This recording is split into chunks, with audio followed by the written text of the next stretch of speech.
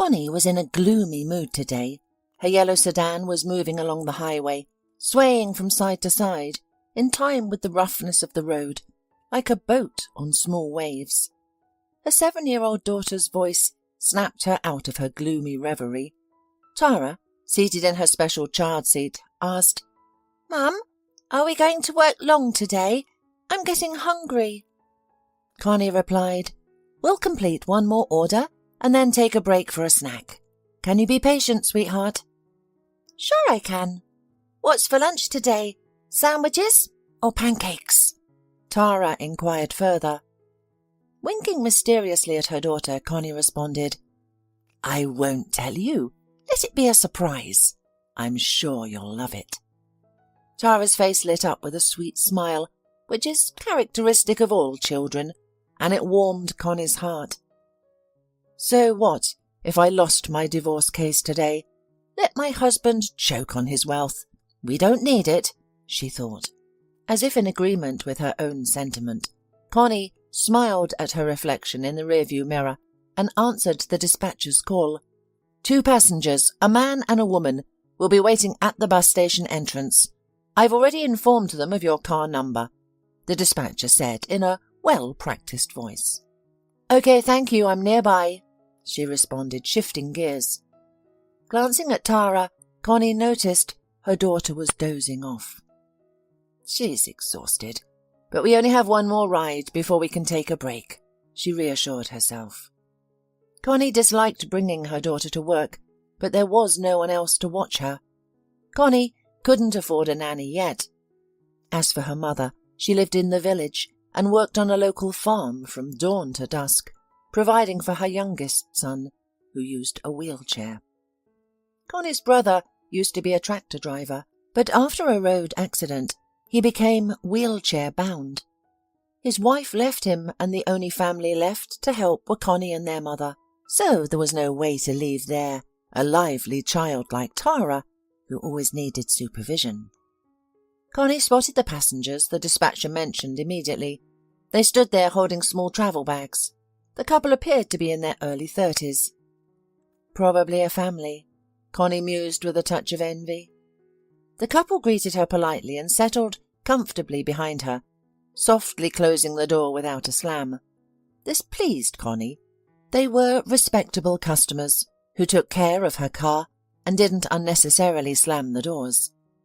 Upon seeing the sleeping child in the front seat, the strangers spoke in hushed whispers. "Could you take us to the cheapest hotel in the area?" the man asked in a low voice. Connie nodded in understanding. "Sure. There's a hotel called Mary. They provide good service and their prices are reasonable. I stayed there with my daughter for a while." "We're truly grateful," the passenger responded. Silence filled the cabin. With over a year in her profession, Connie had learned to adapt to her clients. If a talkative passenger came on board, she had a range of stories ready, funny or sad, long or short. If the passenger preferred silence, she remained quiet, enjoying the steady hum of the engine or soft music. On this occasion, she decided not to turn on the radio, allowing Tara to sleep a little longer, hoping she'd wake up rejuvenated. While Connie was driving, the passengers began to whisper behind her. Having long grown accustomed to this, she usually let people's chatter wash over her. However, this time was different. They mentioned her ex-husband's surname. The first to speak was a man. "Well, are you all ready? Is Manzarello sure he'll hire us?" The woman hesitated before responding. "Yes, don't worry. I've thought of everything. I'll get a job in his office as a cleaner and you can watch him. This time, Scott won't escape. I bet he can't take such a blow." Connie hit the brakes in surprise, causing her yellow car to stall. The sudden stop agitated the passengers, and Connie took a moment to breathe. "Wow, she's got quick reflexes. It's a good thing nobody was behind us. We could have been in trouble." Connie's daughter Tara remained oblivious to the situation, fast asleep in her car seat. "Is something wrong? Why did we stop?" the man asked. Connie quickly regained her composure and replied, "Nothing to worry about. Everything's fine. There was a pothole ahead, so I stopped to avoid it." The passenger shook his head, appearing doubtful, but didn't comment further. The rest of the way, Connie could think of nothing else but the conversation between these two strange passengers. Initially, she even thought they were talking about a different Manzarello, but when the woman mentioned Connie's husband's name, everything clicked. Connie was uncertain about what to do with this newfound information. She quickly surmised that something sinister was being planned against her ex-husband. But what could she do personally? Warn the man who had abandoned her and their daughter, leaving them with practically nothing, or ignore her conscience and accept the situation as it was? She didn't have an answer to that question. Soon the hotel came into view, and the passengers readied to pay the fare. The woman took out her old-looking wallet and handed Connie a couple of bills, a little more than the amount to be paid. "Here, keep the change, buy something for your little one. She's just lovely." Connie smiled bashfully, thanking the client for the tip. Although it was a small amount, it gave her satisfaction. After a quick glance at the strangers, she started the engine and headed to their regular spot on the riverbank, where she and Tara often had a snack. Beyond the woman's will, her thoughts kept circling back to Scott, who had won their divorce proceedings. It wasn't about alimony or business. She didn't need them. What really upset her was the house. They had bought it together, and Connie's mother had invested money too.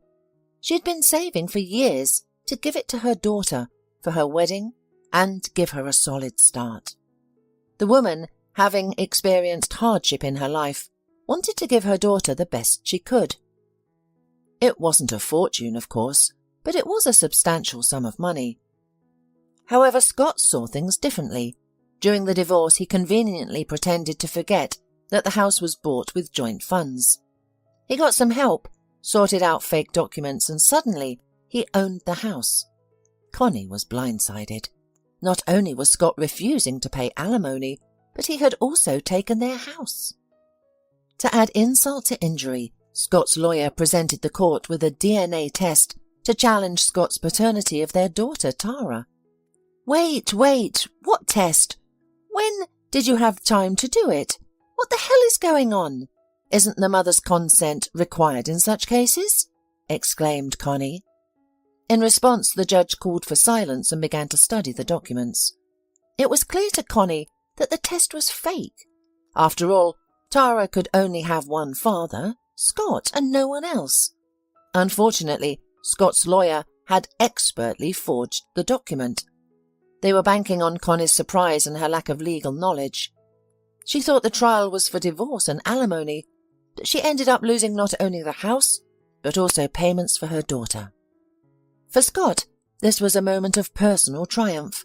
He kissed his mistress in front of Connie, grinning maliciously. He strutted like a peacock in love. All that was missing were the feathers and luxurious tail. Tears streamed down Connie's cheeks. Her husband's betrayal had deeply wounded her. How could you do this? You're depriving your wife and child of a home. How can you look at yourself in the mirror after such an act? Shameful. Scott just grinned.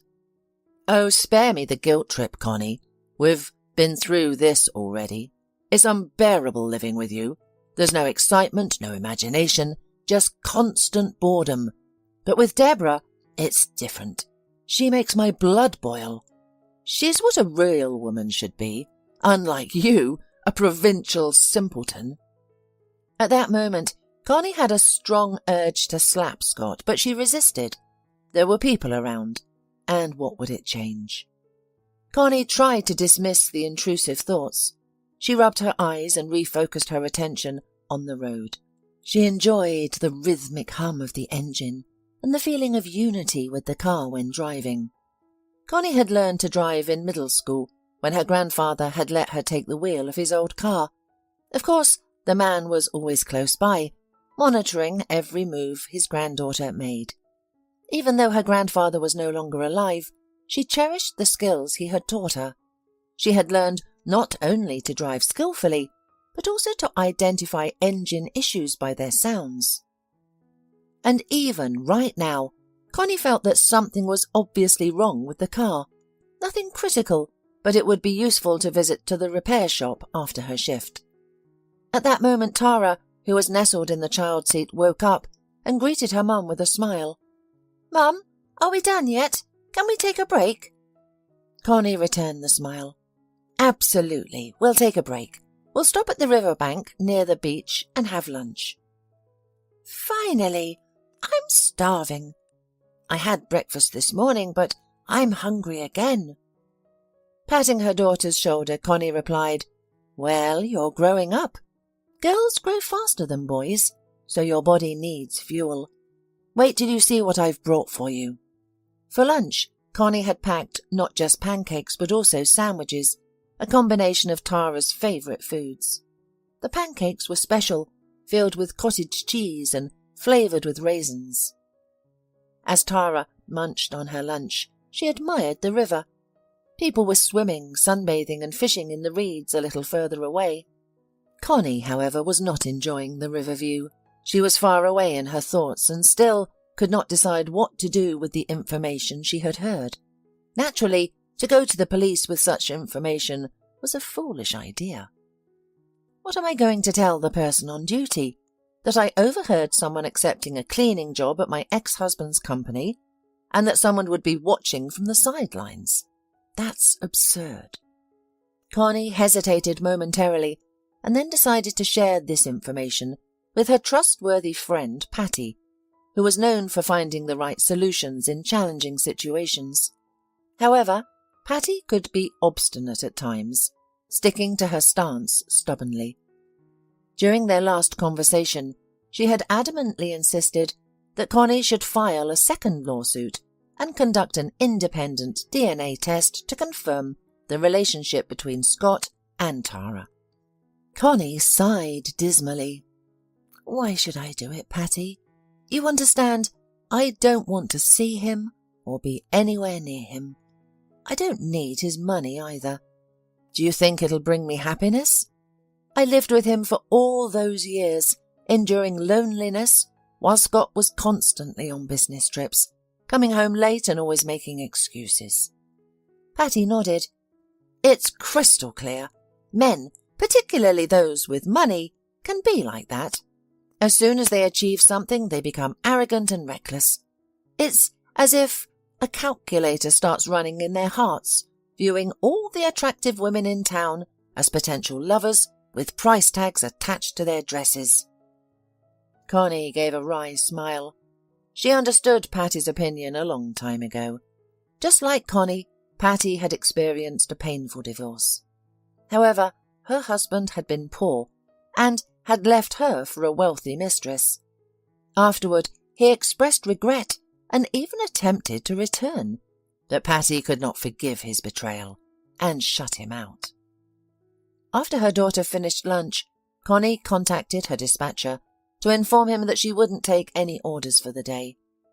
The man, who was a former cab driver now wheelchair-bound after an accident, understood her situation. Everyone knew Connie seldom ended her day early unless there was a good reason. When Connie first joined their cab company, she was met with ridicule. The company owner had never dealt with a female driver before and decided to test her by assigning her the oldest car in their fleet. As expected, the car was difficult to drive due to constant breakdowns. Consequently, Connie spent most of her time in the workshops, covered in oil and diesel, assisting mechanics in repairing the car. To her credit, the young cab driver never complained about her circumstances, taking whatever was available to her, especially since she didn't have a car. Unbeknownst to her, Connie gradually expanded her repair skills and soon started fixing minor breakdowns by herself. Eventually, her old car started generating a respectable income due to its minimal breakdowns.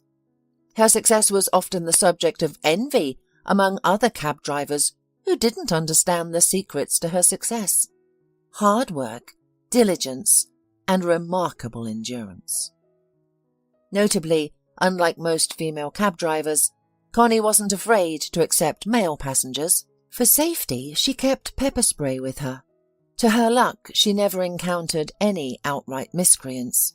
Tipsy men often behaved boisterously and declared their affection for Connie, but it never went beyond that. She responded with a smile, maintaining her polite demeanour, and never escalated the situation. Despite her indifference to tips, she often received them. Regrettably, a significant portion of these funds went to her housing rent, as she and her daughter were left homeless by her former partner, Scott. Her landlady was an eccentric woman, with whom Connie never felt comfortable. From time to time, she made her claims and tried to increase the price of the rent to profit at the expense of the young cab driver. But the woman did not even realise that Connie's earnings were not as great as she thought. After all, the single divorced woman had a daughter growing up, and Connie also dreamed of buying her own car and start a private taxi service, so as not to give most money to her company. The male cab drivers laughed at her ambition. "You're wrong dreaming about going private taxi driver, Connie. Your car will only get ruined and be of no use. Of course, now you are sharing part of your income for the provided car, but any potential costs will be covered by the company. It's much more complicated when you're self-employed." But Connie yearned for freedom and a more flexible schedule than her current one. After her daughter Tara finished eating, Connie handed her a pack of wet wipes to clean her hands. "Mum, where are we going now? Back to work?" Tara asked. "You have guessed wrong," Connie replied with a mysterious smile. "We're going to visit Aunt Patty. She's expecting us. You can play with Tommy on the game console, or play ball in the yard while we chat." Tara's eyes lit up with joy. "Wow, you've made my day. Not only did you prepare a delicious lunch, but we are also visiting Aunt Patty. She always has such tasty candies." Connie smiled with a slight upset, catching herself in the thought that her daughter was obviously not getting enough sweets because they constantly had to save money. 10 minutes later, the mother and daughter were there. Patty was already waiting for them, having put treats on the table and poured a cup of fragrant tea with bergamot. Only Tara did not touch the tea, as she immediately ran to play with Patty's son. Tommy had more than enough toys, and therefore the girl, accustomed to Spartan conditions, was ready to play cars and soldiers, and even to shoot from a toy gun. "Well, tell me, Connie, what brings you?" Patty asked, squinting one eye. "I doubt you left work early just to see me." Connie blushed, embarrassed. Patty had always been perceptive, and Connie could never hide anything from her. "What can I say?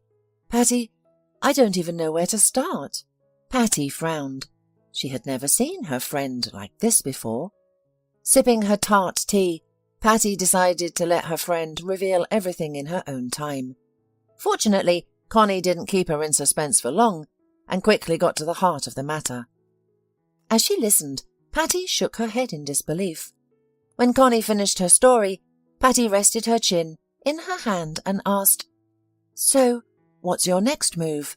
You're not planning to warn your ex about the danger, are you? Honestly, I doubt they are planning to harm him physically. It might just be a planned robbery, but catching a slippery fish like your Scott won't be easy, so this duo's success is far from guaranteed." Connie sighed sadly. "I'm not sure if I should tell him or not, Patty. I'm feeling uneasy. Of course, no one ever said that there should be no retribution in life. But what if these people are planning serious crimes, and by keeping quiet, I am indirectly assisting them?" Patty waved her hands in protest. "You're so funny, my friend. You're deep in debate. What's there to ponder? Your husband left you and Tara without a home or money, and disgraced you in front of the whole city. And you're contemplating whether to stay silent? Where's your pride? Imagine him laughing at how he fooled you." Connie shook her head doubtfully. Still, something held her back from revenging her ex-husband. "You know, Patty, I haven't decided yet, but I think I'll tell him the truth and let him decide what to do.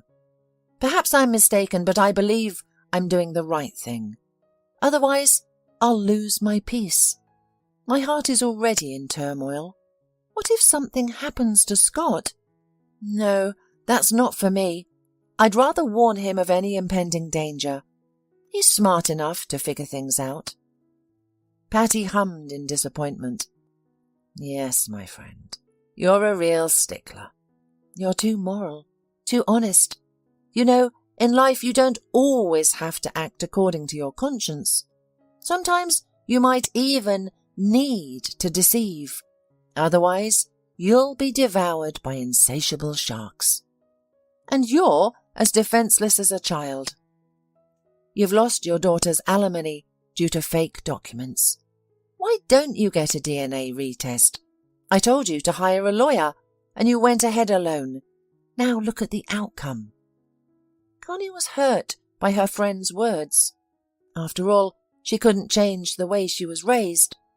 Her grandmother and mother both earned an honest living, and the woman believed that lies and deceit would always be revealed, no matter how tangled the deception. After a while, Connie said goodbye to Patty and left. Sensing her mother's mood, Tara followed silently. Meanwhile, in Scott Manzarello's office, a different scenario was unfolding. Upon seeing the new cleaner's figure, he meaningfully commented, "With such a resume, I think we'll work well together. But I must warn you, I don't tolerate absences, maternity leave or any other kind of nonsense. The work is tough, but doesn't require thought, and you'll be paid on time. You get 1 vacation a year, and if we work well together, a 13th month salary. So, take this job seriously." As we know, nothing can be hidden from women, especially when they work in close contact. Therefore, it is natural that Deborah's stylish outfit and exquisite manicure did not go unnoticed. "She looks more like a model. Look how she walks, like she's on the catwalk," a colleague whispered. Scott was immediately attracted to Deborah's beauty and style. Upon meeting her, he forgot about his mistress, Becky, with whom he had left his wife and caused a scandal involving their home and property. Becky was not in the office at the time, which allowed Deborah to charm Scott as she saw fit. She sat on the chair's edge and looked at the director with eyes so captivating he could easily become lost in them. Deborah playfully fluttered her eyelashes, causing a stir in the businessman's heart. She asked, "Do you think there are any career advancement opportunities here? You know, from a cleaner to a higher position? I don't mean right away, maybe in a month or so," she said, and delicately licked her lips. The sound of her voice made Scott break into a sweat. Unintentionally, he reached for his tie to loosen it and breathe in the cool air from the air conditioner. "Actually, we don't usually provide that opportunity for cleaners, but if you need it, I can make adjustments.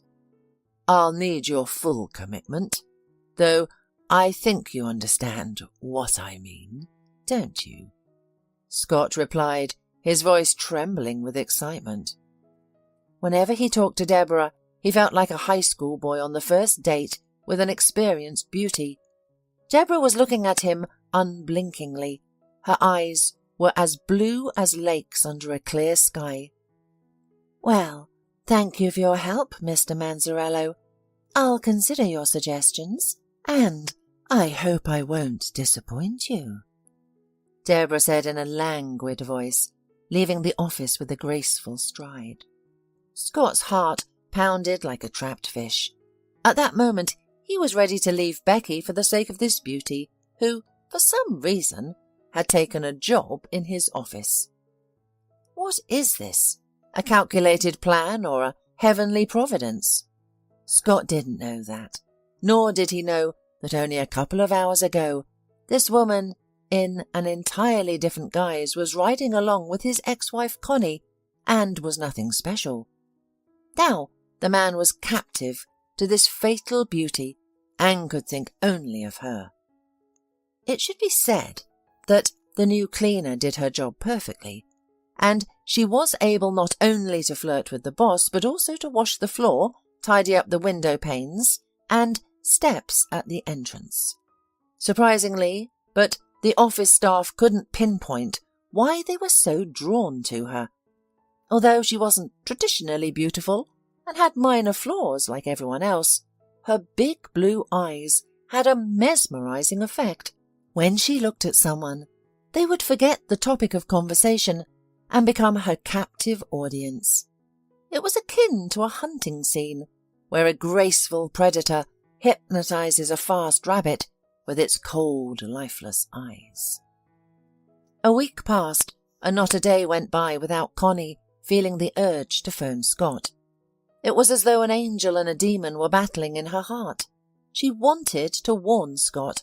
On the other hand, she did not know what exactly was being talked about in the car. As Connie lost sleep and peace, she began to worry about her ability to drive or the risk of falling asleep at the wheel. That's when she finally decided to call her ex-husband and relay everything truthfully. After her first call went unanswered, she swallowed her pride and dialed again. That's when she heard Scott's disgruntled voice. "Hello, what do you want? We've settled everything, haven't we? I don't have any money. Don't even ask. And I'm not going to take care of someone else's child." Caught off guard, Connie stuttered. "It has nothing to do with the child. And for your information, Tara is your daughter, and you know it. Don't put on a show. Do you think I'm pestering you? I don't need you at all. I'm calling about something entirely different." Scott smirked. "Well, go ahead. What's the other reason? Looking for a job with me? You're too late. I just hired a new cleaner. You could be a janitor, but it's not pleasant. Dust, dirt, cigarette butts, always cleaning up after vagrants. I wouldn't recommend it. Better off driving your car." Connie made a great effort to pull herself together and finally get to the point of her question. "Listen, Scott, this may sound strange, but you're in serious danger. A woman is about to start working in your office, and she's up to no good. She also has an accomplice. I don't know who he is or what he's planning, but you must be vigilant." Scott mocked. "Are you jealous? You must have seen me with the new cleaning lady. Yes, this beauty will surely outshine Becky. Soon, I'll make her a promotion." Connie felt a sudden rush of heat, and cold sweat broke out on her forehead. "A beauty? She's just a woman, riding in the back of my car with a man. What are you even saying? It feels like we're speaking different languages." Scott paused before responding. "Look, if that's all, then let's say goodbye. And don't watch over me. Who I see, whether it's cleaning ladies or others, is my business. You should move on.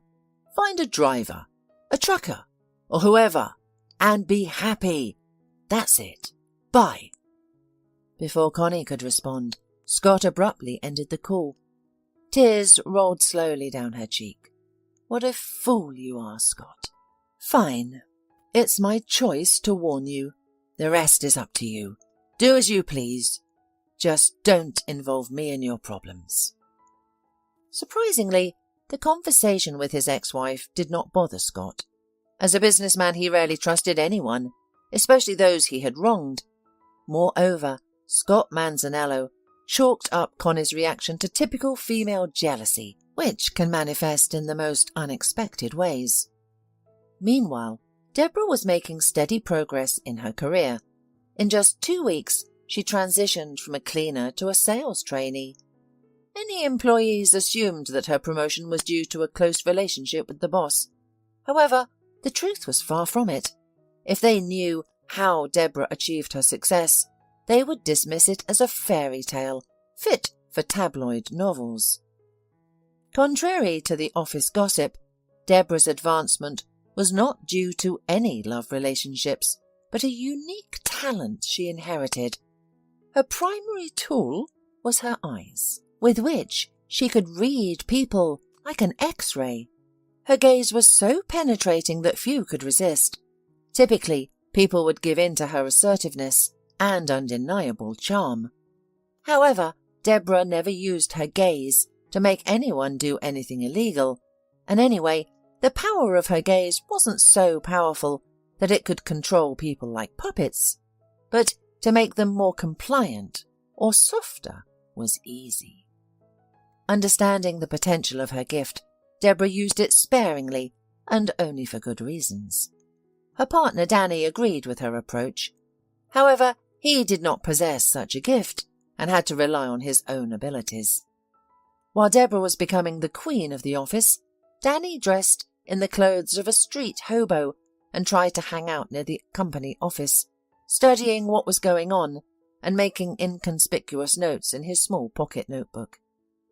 Of course, no one paid any attention to him, because everyone considered street vagrants as alienated and did not want to waste time on looking at them. And this was only to Danny's advantage. Soon he fixed Scott's license plates, studied his daily routine, and also learned his home address. In fact, in their pair with Deborah, he served as a detective. That is, he studied the behavior of the object of surveillance, pursuing some personal, unknown to anyone's purpose. Meanwhile, Scott finally lost his peace, which did not go unnoticed by his official girlfriend.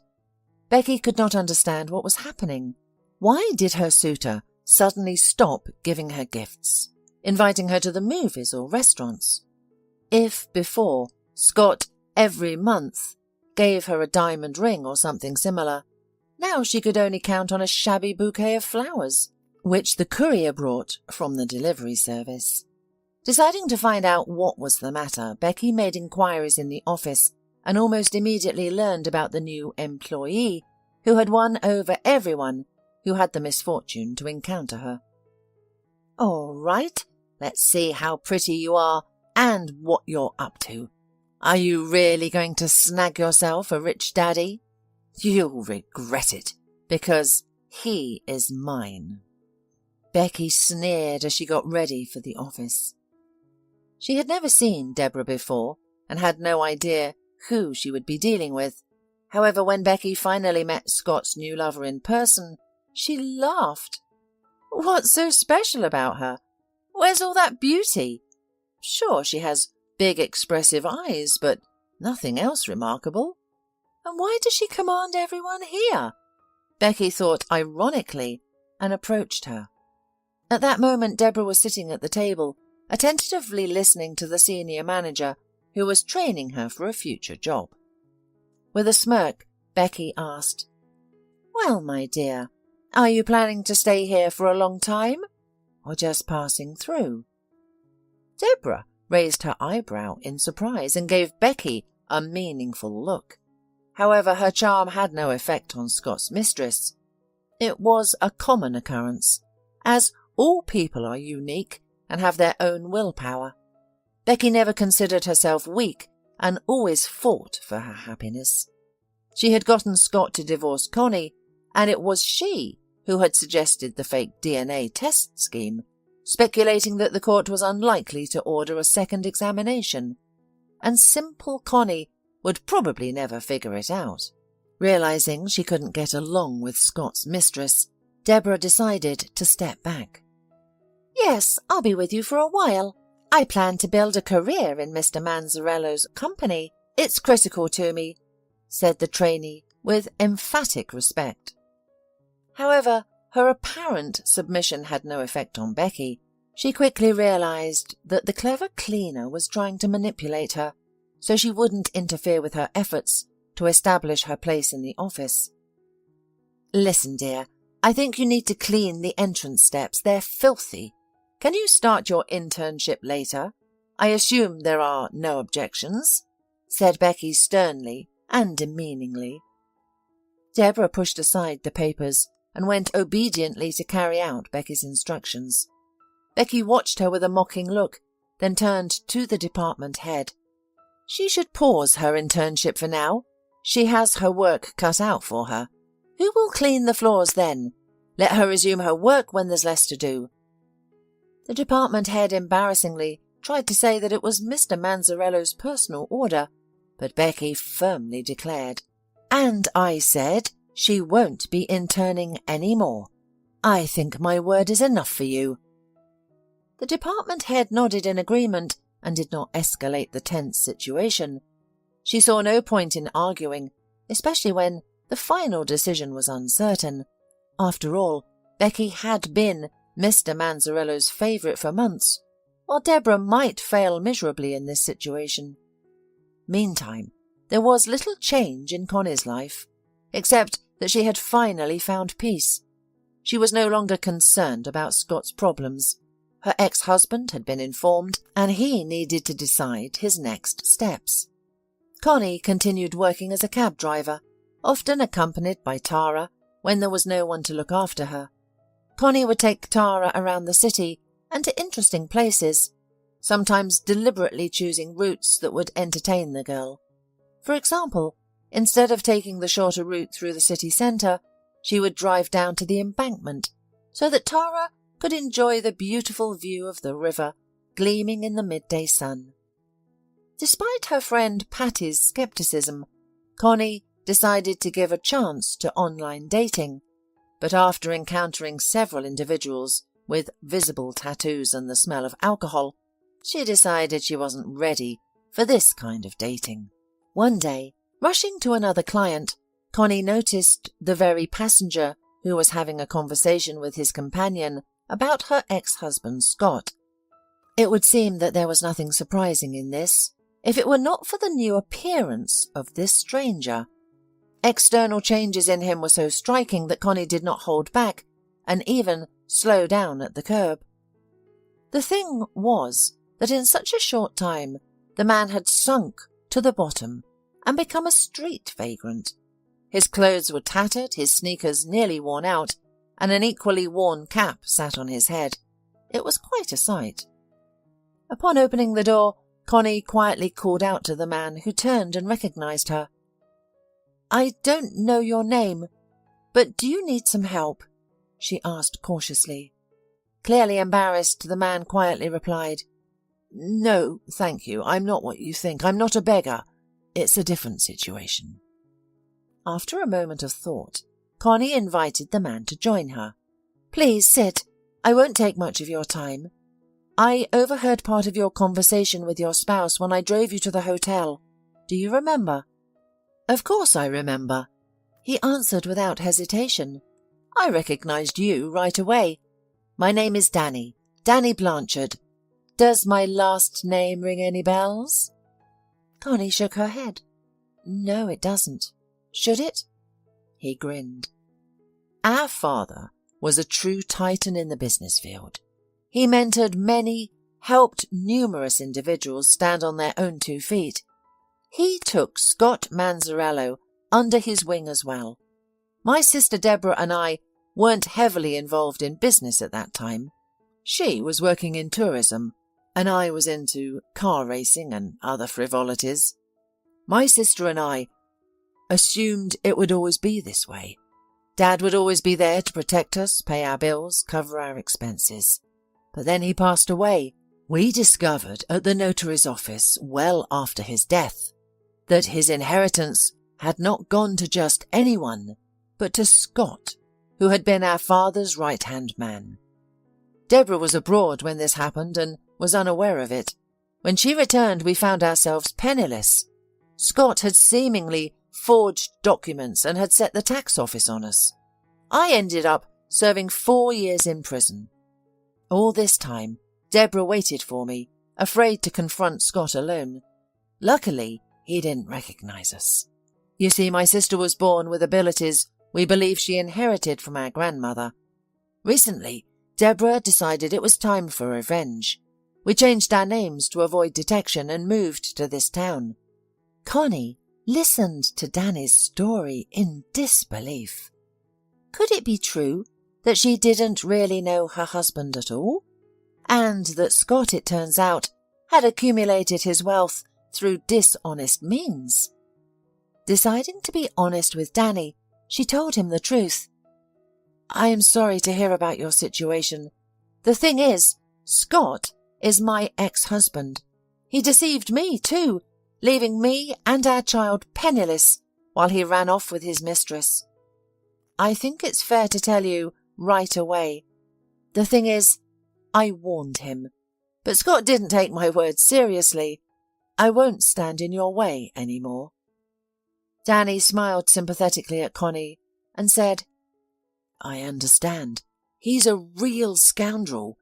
Don't worry, we won't hurt him physically.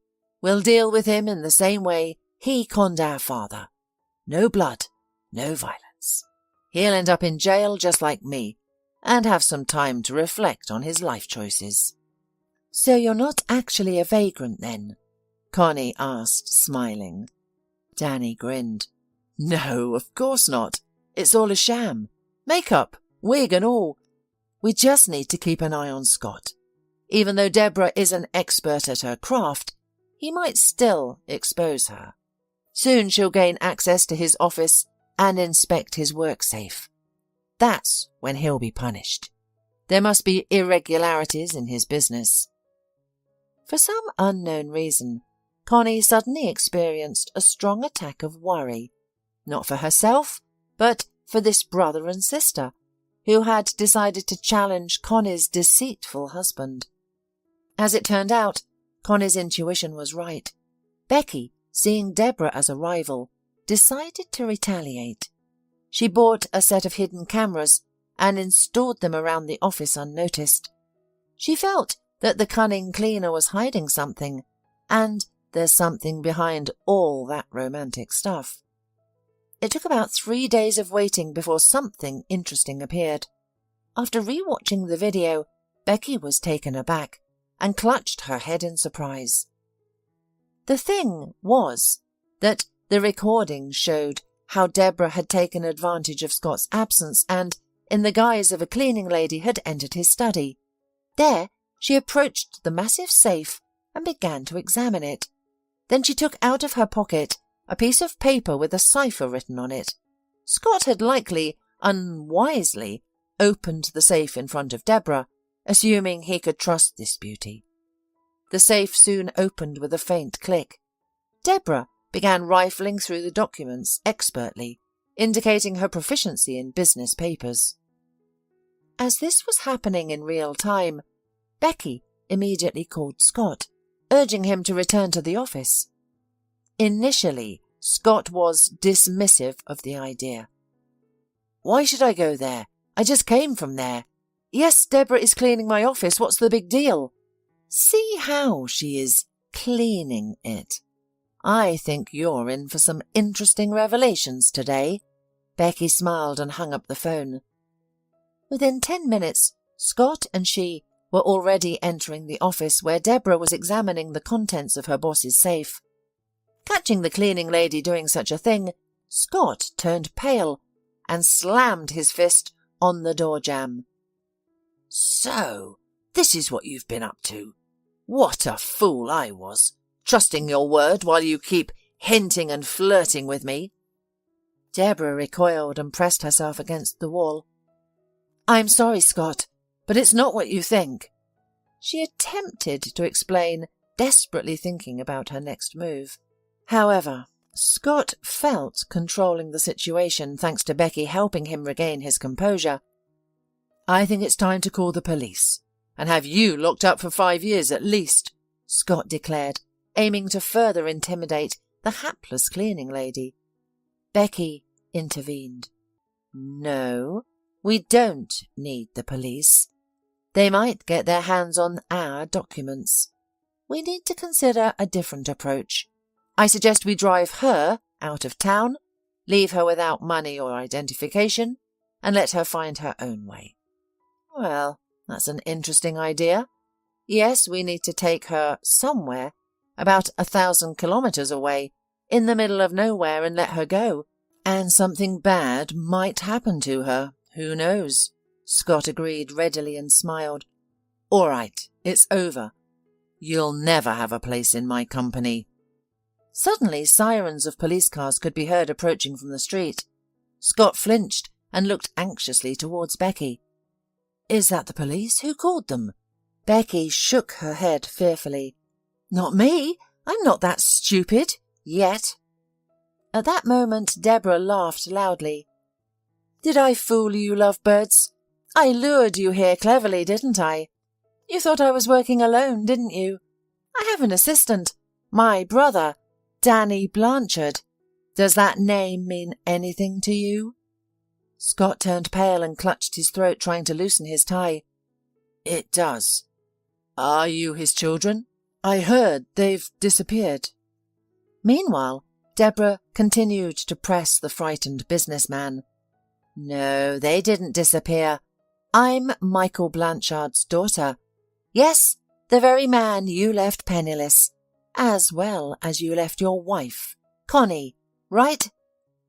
"You scum," Becky hissed, but Deborah ignored her threats. "Now, Scott, you will answer for everything. I've caught you and Becky in the act, and you naively thought I didn't know about the hidden cameras. Danny has been watching the office all along. He knew about the CCTV. "You wretch!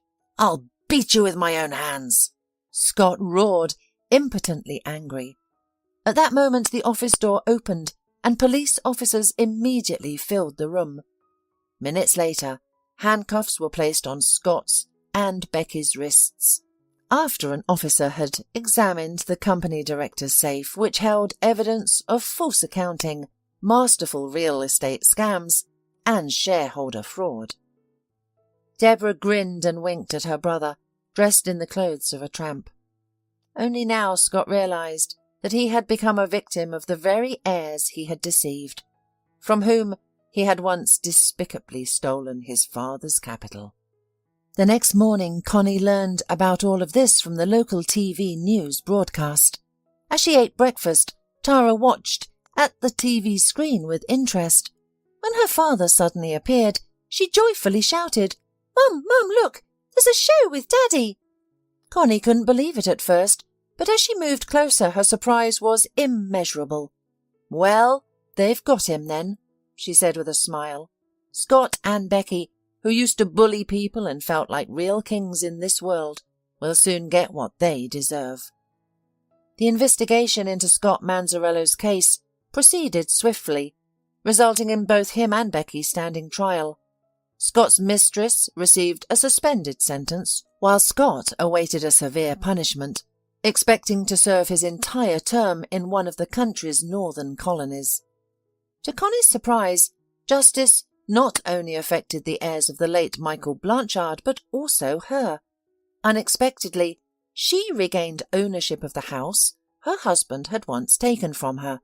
Danny, with an enigmatic smile, handed her the house keys and an envelope of money for the inconvenience caused. Connie stared at him in disbelief, suspecting that this might be a vivid dream about to be disrupted by harsh reality. However, no matter how much she rubbed her eyes or pinched her shoulder, reality remained as it was, reflected in Danny's kind and affectionate eyes. However, Connie did not even guess it wasn't Scott or fate who initiated the return of her home, but Danny, who felt pity and sympathy for the unfortunate cab driver raising a young daughter alone. Danny found himself thinking about Connie increasingly often, and one day he gathered the courage to invite her to a restaurant. Naturally, the meeting did not appear romantic, as Connie was accompanied by little Tara, turning the occasion into a joyful adventure.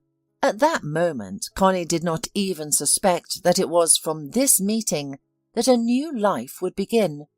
It wasn't the change of job or a return home, but the love and attention Danny showered her with, something she couldn't imagine with her unfaithful husband. Deborah supported Danny's choice, as she had a knack for understanding people. 5 months later, the couple had a modest but tasteful wedding, just as Connie had always wanted. Only the closest people were invited, including Patty and some of Connie's colleagues, from the cab service. After the wedding, Connie left the company and together with Danny started their own business.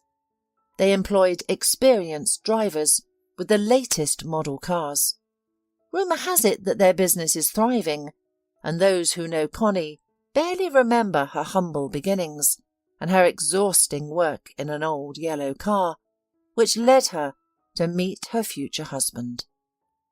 Little Tara is now in school, performing well, and telling her teachers that she will soon have a brother or sister. However, Connie and Danny feel that her joy will be more strong. According to the ultrasound results, Connie is expecting twins. So there's a chance that Tara will have both a brother and a sister at once.